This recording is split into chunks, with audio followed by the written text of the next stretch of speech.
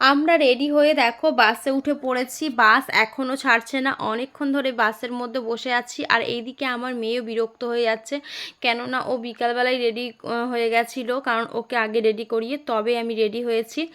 আর বাস ছাড়তে অনেকটাই সময় নিয়েছিল, যেহেতু বিয়ের লগ্নটা সন্ধ্যাবেলায় ছিল, তো তার জন্য আমরা আগে থেকেই রেডি হয়ে গেছিলাম। আর মেয়েও বিরক্ত হচ্ছিল।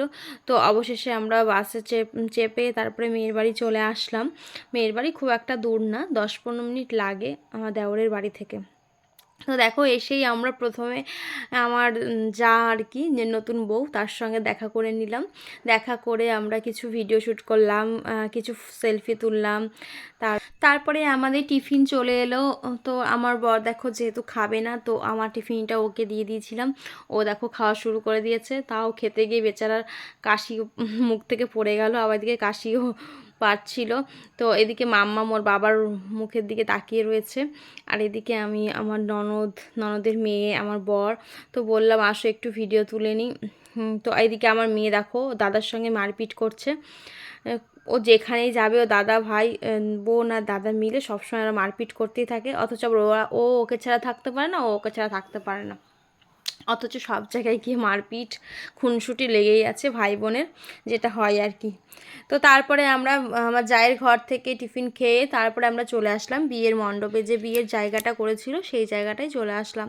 এসে দেখলাম আমার দেওর অনেকক্ষণ আগেই চলে এসেছিলো, যেহেতু সন্ধ্যায় লগ্ন ছিল। তো আমার দেওরকে দেখো এখন ওর যা নিয়মকানুন অনেক আগেই শুরু হয়ে গেছিলো, এখন ওর মুখ ঢেকে দিচ্ছে, আছে না, মুখ ঢেকে তারপরে কি করে, আমার বেলায়ও হয়েছিল আমার বরকেও।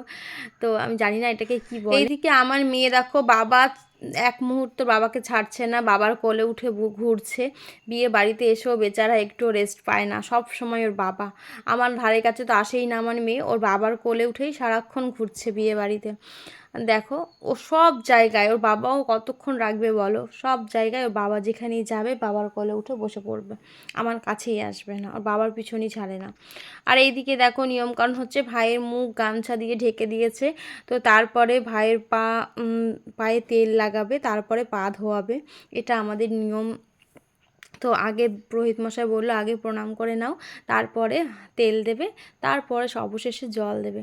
তো আমার যাও তাই করলো, প্রথমে প্রণাম করে নিল, তারপরে যে তেল দিয়ে পাটা, তেল মানে পায়ে একটু তেল মাখাতে হয় নিয়ম যেটা, সেটা তো তেল মাখাচ্ছে পায়ে। তো তারপরে ঘটিতে করে জল দিয়ে ধুয়ে দেবে। জানি না কাদের মধ্যে কী নিয়ম আছে, তো কাদের মধ্যে আছে একটু কমেন্ট করে জানিও, আর কারা নতুন দেখছো তারাও একটু কমেন্ট করে জানিও। দেখো তারপরে ঘটি দিয়ে, মানে ঘটিতে জল ছিল, জল দিয়ে পাটা ধুয়ে দিতে হয়, এটা আমাদের মধ্যে আছে।